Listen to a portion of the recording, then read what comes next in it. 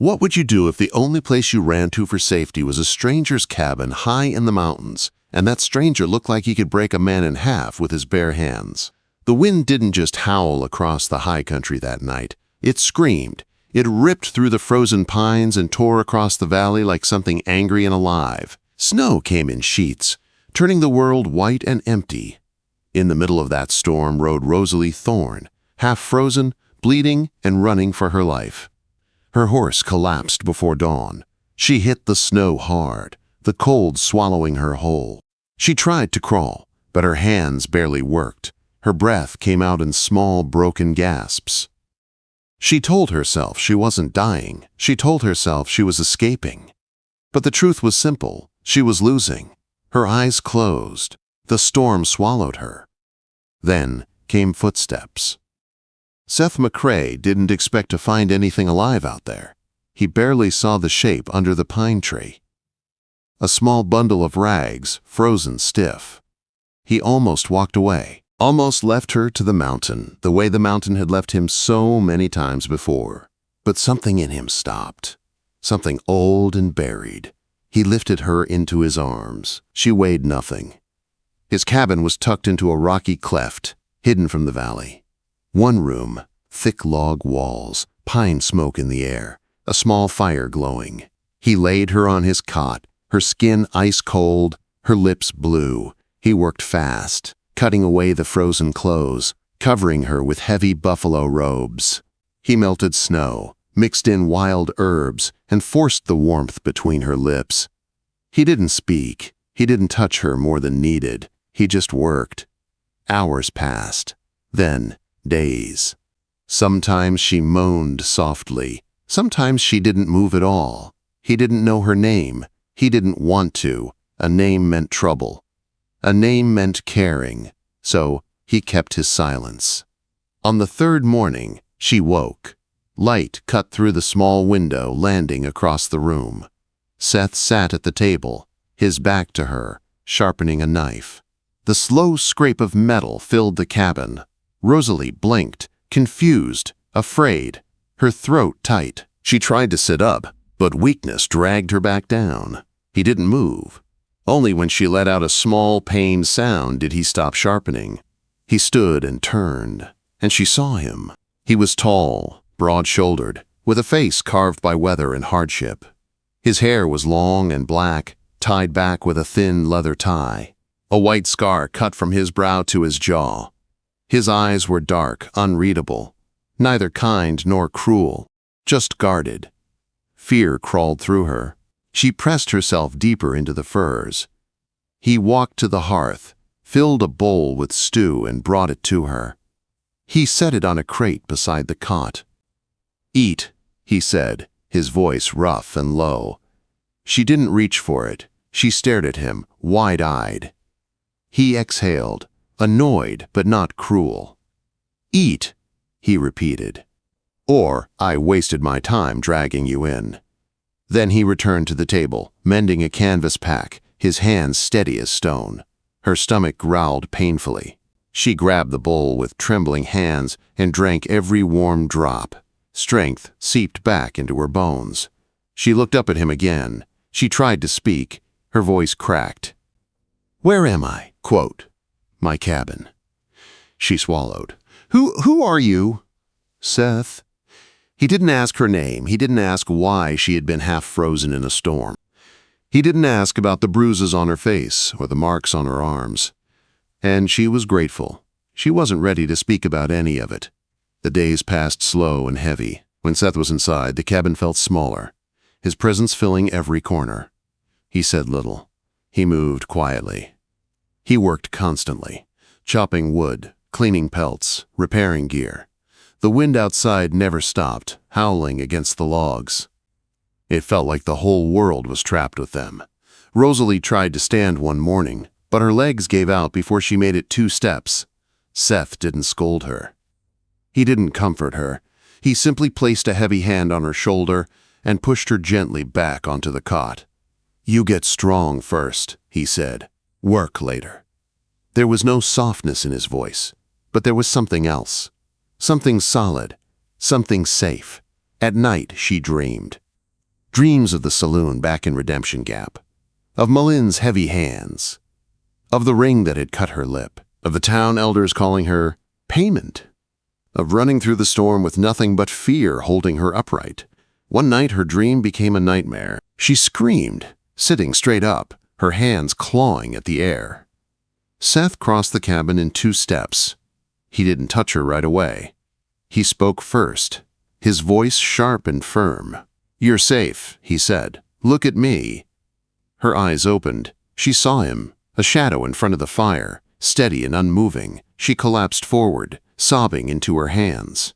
To her shock, he didn't pull away. He stepped closer. He placed his big hands gently on her shoulders, hands that could kill, now steady and careful. "You're safe," he repeated. She looked up at him. Tears clung to her lashes, her voice shook. "Don't hurt me." His jaw tightened, not in anger, in something deeper, something painful. He lifted her chin with one calloused finger and said, with quiet certainty, "I won't. I'll protect you, no matter what." The words hung in the warm air, a promise, a warning, a truth. Rosalie didn't know it yet. But danger was already on its way up the mountain. The wind eased the next morning, but the silence it left behind was worse. It felt heavy, like the mountain was holding its breath.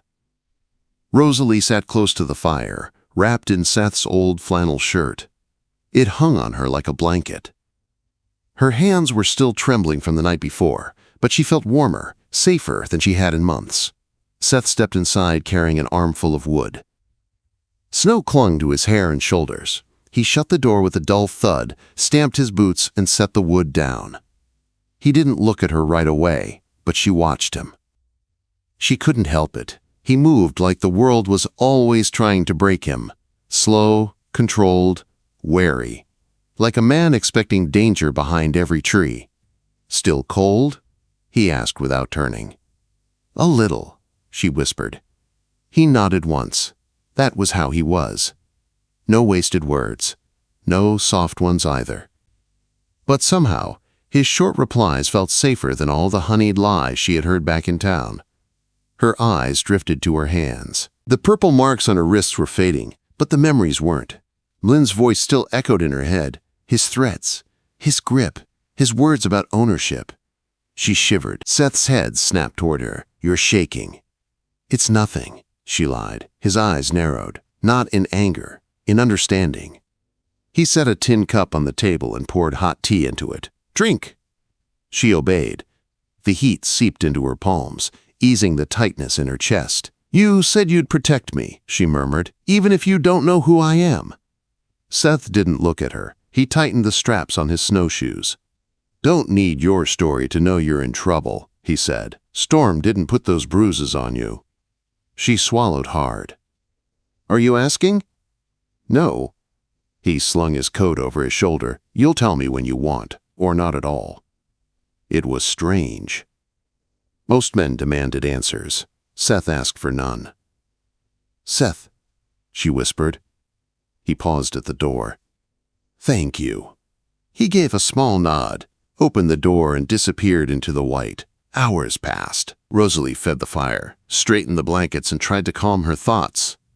The cabin felt different now, less like a stranger's shelter, more like a place she could breathe. She touched the edge of Seth's table, rough, hand-built, solid. She imagined him sitting here alone, sharpening his knives, repairing his gear, fighting his own ghosts.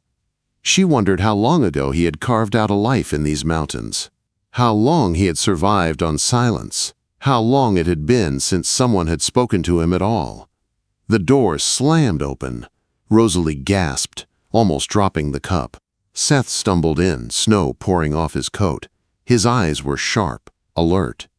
"What happened?" she asked, rising fast. He locked the door, barred it. Then he looked at her, really looked at her, and she saw something cold and dangerous in his expression. "Someone's been on my trail." Her heart lurched painfully. They were close? Close enough. His jaw tightened. 2 horses, fresh tracks, stayed back in the trees watching the cabin. Rosalie's breath broke. Her hands flew to her mouth. "No," she whispered. No, no, no. Seth stepped toward her. Rosalie, look at me. She forced her eyes upward. Who's after you? It was no longer a gentle request. It was a necessary truth. She swallowed hard. Her throat burned. Malin, she said. Alistair Malin, the saloon owner. I was promised to him. They said my father owed him money. The town elders made it happen. I had no choice. Seth didn't move, but something shifted in his jaw, in his shoulders, in the air. When I tried to refuse, Her voice cracked. Seth took a slow breath. He hurt you. She nodded, tears burning behind her eyes. He said if I didn't marry him, he'd make me wish I had. So I ran. The storm saved me. And you found me. His eyes darkened with a fury so cold she felt it across the room. He's coming, Seth said quietly. And he won't come alone. Rosalie's knees went weak. Seth stepped closer. He didn't touch her, but she could feel the strength in him like a wall at her back. You're safe here, he said. Her voice trembled. How can you be sure? Quote. His eyes locked onto hers, steady, unshaken, because I said so. Her breath caught. She hadn't heard anyone speak with that much certainty in years. Then a sharp crack echoed through the trees. Far, but unmistakable. A gunshot! Rosalie jumped. Seth moved instantly, grabbing his rifle, checking the chamber. They found the trail, he said. Storm slowed them, but not enough. He crossed the room in 3 strides and knelt in front of her. His face was close now. Close enough for her to see the worry pressed into every line. You listen to me, he said, his voice low, steady, firm. I won't let them take you. Rosalie's breath trembled. Seth, I'll protect you, he whispered, no matter what. A second gunshot echoed closer this time. Seth rose, stepped between her and the door, and lifted his rifle. Danger had arrived, and it was coming straight for them. The third gunshot was closer, sharp enough to rattle the small, greased paper window. Rosalie jerked, her breath trapped in her throat. Seth didn't flinch. He stepped forward, planting himself between her and the door like a wall made of muscle and quiet rage. Stay behind the table, he said. But do it, Rosalie. Something in his voice left no room for doubt. She moved. Crouching behind the table, her hands shaking so hard she had to grip the legs to steady herself. Seth poured bullets onto the cot, loading his rifle with movements sharp and sure. How many? She whispered. 2 horses, he answered. So 2 men, maybe more behind them. Her heart squeezed painfully. Seth, they'll kill you. He glanced over his shoulder, his dark eyes steady. Not before I send them back down that mountain in a way they won't forget. A deep crunch of snow outside, heavy footsteps, slow, deliberate. Seth raised his rifle. Stay quiet, he murmured. Rosalie pressed a hand over her mouth. Her pulse beat like a drum in her ears. A man's voice cut through the cold air outside. Booming, taunting. McCrae, we know she's in there. Rosalie froze. Seth's eyes narrowed. You're harboring stolen property, boy, the voice shouted. Boss wants her back. Seth's reply was calm, deadly. She ain't property. Silence, then laughter, low and mean. Don't matter what you think. We're coming in. A hand slammed against the door. The wood shook violently. Rosalie gasped. Seth whispered without turning, If they break through, you run out the back. Don't look back. Run till your lungs give out. Her eyes filled with tears. I won't leave you. He inhaled sharply, a sound that was almost pain.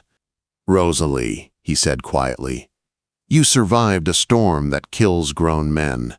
You survived him. You're stronger than you know. You run if I fall. You live. That's an order. A thick crash shook the door, then another. The latch creaked. Seth raised his rifle. Now, one of the men barked outside. Kick it in! A boot hit the door. The wood splintered. Seth moved first. The door burst open and snow exploded into the cabin. A large man barreled through, a revolver in hand. Seth fired. The blast echoed off the walls. The man fell backward, dropping into the snow. Another figure rushed in. Dirt-covered, mean-faced, eyes wild. Rosalie screamed. Seth swung the rifle like a club and slammed it into the man's jaw. The attacker crashed into the wall, dazed but not down. He lunged at Seth again, grabbing for his throat. Seth shoved him back, but the man was stronger than he looked. They grappled, boots sliding on the packed dirt floor. Rosalie's breath shattered. "Seth!" The attacker pinned him against the table, pressing a knife toward his chest. Seth clenched his teeth, hands locked around the man's wrist, pushing back with everything he had. "Run, Rosalie!" he shouted. She didn't. Instead, she grabbed the heavy iron kettle off the stove, lifted it with shaking arms, and swung it with all her strength. The iron hit the attacker's skull with a sickening crack. He collapsed to the floor, unconscious. Seth stumbled back, panting, blood dripping from a small cut near his collarbone. He stared at Rosalie, wide-eyed. "You didn't run." She dropped the kettle, her hands trembling. "I'm not leaving you," she whispered. "Not ever." Quote. For a heartbeat, the cabin was silent, except for Seth's ragged breathing and the distant whistles of wind outside. Then Seth stepped toward her slowly, carefully, as if approaching something fragile. He cupped her face, his thumb brushing away the tears streaking down her cheek. "You brave little thing," he murmured. "You saved my life." She shook her head. "No, you saved mine first." His jaw worked. A storm of emotion flickered in his eyes. Anger, fear, relief, something deeper.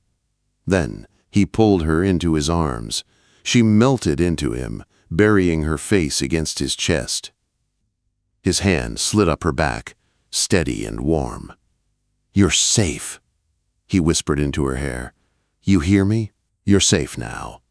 Far down the mountain, hooves pounded away, the remaining men retreating, too wounded or too scared to try again.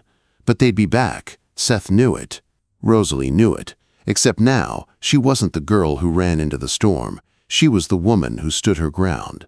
And Seth wasn't the man who lived alone on the mountain anymore. He was the man who chose her. They stayed wrapped in each other's arms as the fire crackled low, the storm easing, the cabin finally still. Rosalie lifted her head slowly, eyes shining with emotion. "Seth?" she whispered. He brushed a strand of hair from her cheek. "Yeah?" Her voice was soft but strong, stronger than it had ever been. "Don't let go." He tilted her chin gently, his touch warm and steady. "I won't," he promised. "I'll protect you." No matter what. And for the first time since her father died, since the town betrayed her, since Malin tore her life apart, she believed someone, she believed him.